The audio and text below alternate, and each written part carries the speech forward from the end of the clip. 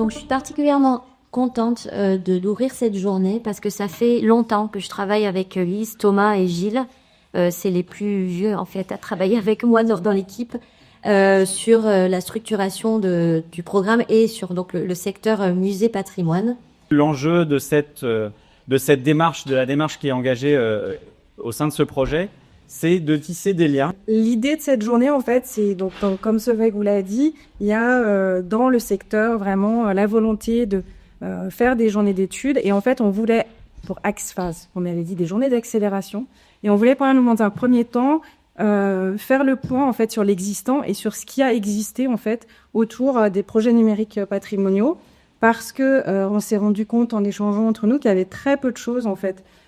Sur l'archéologie des projets multimédia. Si on utilise ces monuments virtuels, et c'est aussi parce que quelque part ils activent, ils dynamisent ce qu'on pourrait appeler une patrimonialisation médiatique, certes pour nous inscrire par rapport à des hommes et des femmes du passé, mais aussi pour que ces monuments, ils puissent continuer à exister dans le futur, et je m'arrêterai là.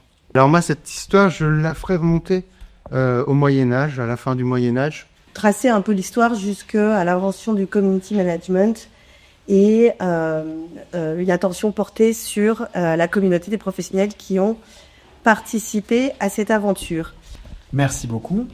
Je parle vite, je ne finis pas mes phrases. Donc bon courage. Tant que le micro est proche de la bouche. Et que c'est au moins, ça peut aller vite. Alors, médiation. Qu'est-ce qu'on a envie de raconter ? Et surtout, qu'est-ce qu'on sert et qu'est-ce qu'en pense le public ? Le in situ, ça c'est important parce que le in situ, il y a une dimension évidemment spatiale et une dimension sociétale.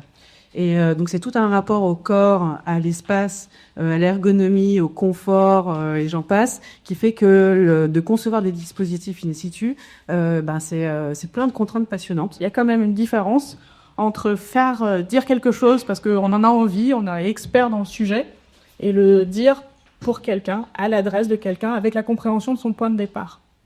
Et la médiation, c'est ce travail qu'on fait entre de là où part le visiteur et là où on a envie de l'amener. Du coup, là, la question, c'est de se demander, c'est quoi les projets numériques patrimoniaux ? Le premier point de départ sur lequel, en fait, on a un peu à choper, c'est la question de cette définition de projet numérique patrimonial. Et qui dit projet numérique patrimonial dit petit 1 patrimoine. On commence par la fin.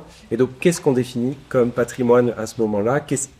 Quel est l'objet patrimonial considéré ? Est-ce qu'il est matériel, immatériel ? Donc nous, on a répondu aux questions en fait qui étaient posées. Donc pourquoi faire ? C'était la question première. On n'est pas là pour donner la réponse. Par contre, qu'est-ce que vous considériez qui rentre quand même dans cette droit-là ? Oui. Ça suppose aussi de définir un corpus ou une collection, par exemple pour un musée. Qu'est-ce qui fait corpus ? Qu'est-ce qui fait collection dans un musée ? Après, on a bien sûr parlé des critères. Le recensement, on le fait comment ? Alors, c'est la question des critères de à quoi c'est pas les métadonnées en fait qu'on associe au projet. En fait, on a lancé vraiment. On a été un peu fort en fait sur cette première journée de lancement. On a un peu challengé sur des points un peu impossibles à faire.